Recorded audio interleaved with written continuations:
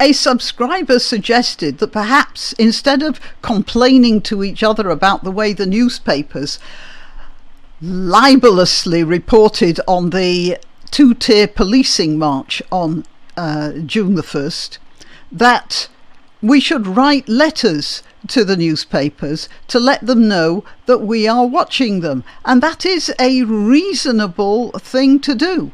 So and this has taken me forever.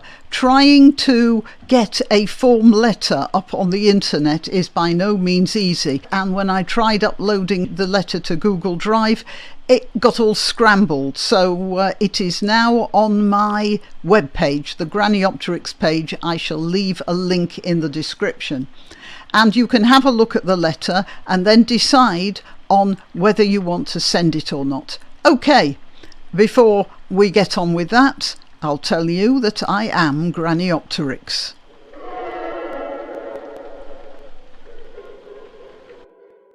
Okay, so this is the letter. It's on my Granniopteryx website, and all you have to do is click the link that's in the description.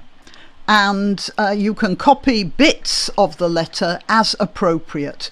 What I suggest you do is you go back to my video and you look at the different newspapers I study, and then see what fits what you want to do best. You'll see what I mean in a minute.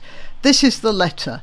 Dear Sir, the two-tier policing rally held on June the 1st was reported in most newspapers as a crowd of football hooligans and lockdown objectors headed by that notorious individual Stephen Yaxley Lennon, otherwise known as Tommy Robinson. A short examination of any of the videos of the rally would reveal that attendees were of all types, colours and ethnicities.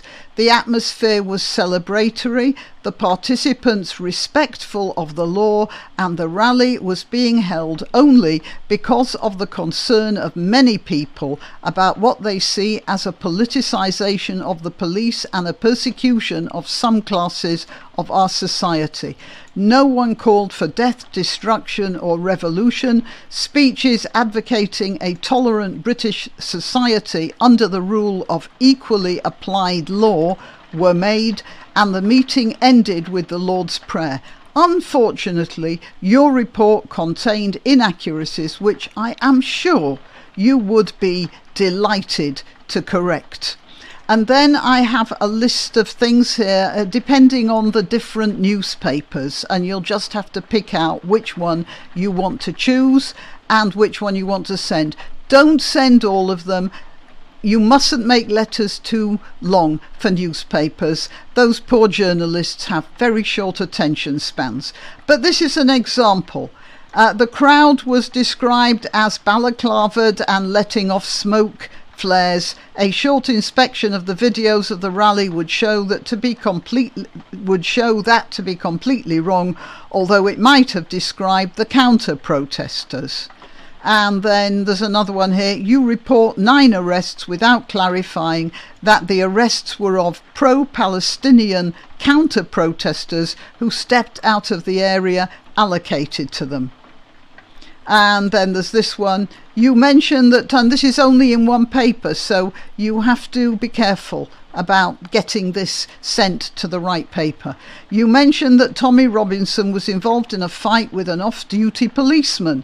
I'm sure we all wish that Miss Everard would have been happy to have had the intervention of someone like Mr. Robinson when she found herself in the clutches of an off-duty policeman.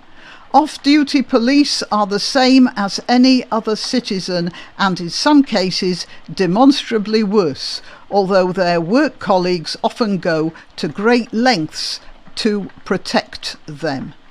Okay, so here we have different instances of different reporting. You can read that for yourself on my website. And then the rest of the letter. To conclude, you failed to mention that when the crowd had dispersed, Parliament Square was cleaner than when the two-tier policing rally had arrived. I am sure you would be happy to inform your readers of the truth of the matter. yours, and then put your name and where you are, you know, London N20 or East London or Manchester or Tunbridge Wells or something like that. You put that there, and then underneath you must put your full name, your address and your email and your phone number, and put them in square brackets so it's obvious you don't want those to be published. Right, and that's the letter to the media. If you feel strongly about the Tommy Robinson situation, about the way that the media reported that rally. You see, I learned to call it a rally, not a demonstration. If you really do feel strongly about it, you will send a letter. It probably won't get published, but it will get read. And if enough letters arrive, people know in the newspapers that they can't get away with that there are people watching them. And then down here, also courtesy of the subscriber, are all the email addresses of, well, he's got the Metro, BBC, Sky, the Mirror, the Sun, and he didn't get, there's no, I don't see the Telegraph or the others. I'll see if there are any others, but you can find them yourselves. All you have to do, say you want to find where to send a letter to the Daily Telegraph, just type into Google letters to Daily Telegraph, and there'll be an address there. But if I can get more, I will. If I can find more, I'll put them up here. Okay, that's it.